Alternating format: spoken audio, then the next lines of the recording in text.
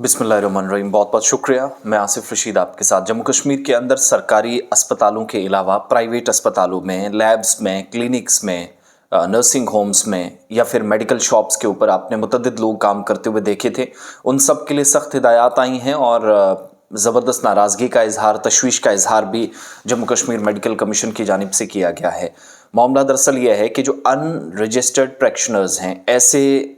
ऐसा तिब्बी अमला आप कह लीजिए जो प्राइवेट इंस्टीट्यूशंस के साथ जुड़ा हुआ है, वो लोग जो आज के वक्त में इलाज तो करते हैं लेकिन रजिस्ट्रेशन नहीं है, प्रॉपर रजिस्ट्रेशन का कोई तरीका नहीं है, बिना किसी रजिस्ट्रेशन के वो इन इदारों के साथ जुड़ गए हैं। और इतना ही नहीं, प्राइवेट अस्पतालों, nursing homes, diagnostic centres, clinic laboratories और ब्लड बैंक्स के अंदर भी काम करने वाले पूरे खित्ते के अंदर दोनों प्रोविंसेस में शिकायत यह है मेडिकल कमीशन के पास, इस तरीके से लोग काम कर रहे हैं। और बाज़ाब्ता तौर पर अब क्या काम शुरू किया गया है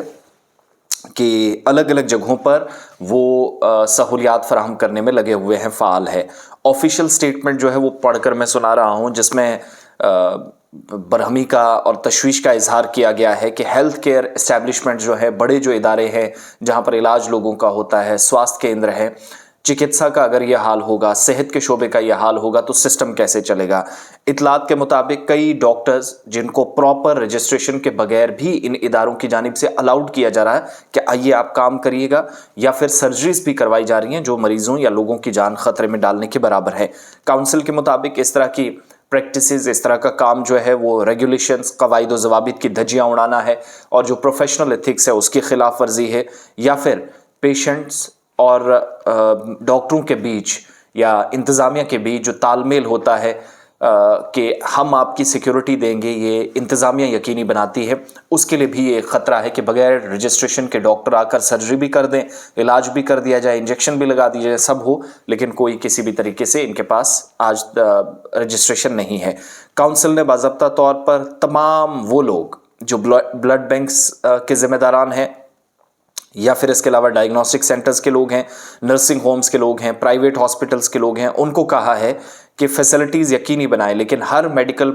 प्रोफेशनल जो आपके साथ होगा, हर जो आपके साथ डॉक्टर होगा, छोटा कोई निचले दर्जे का एहलकार होगा, सबके बाज़ाब्ता तौर पर जो एडिशनल क्वालिफिकेशन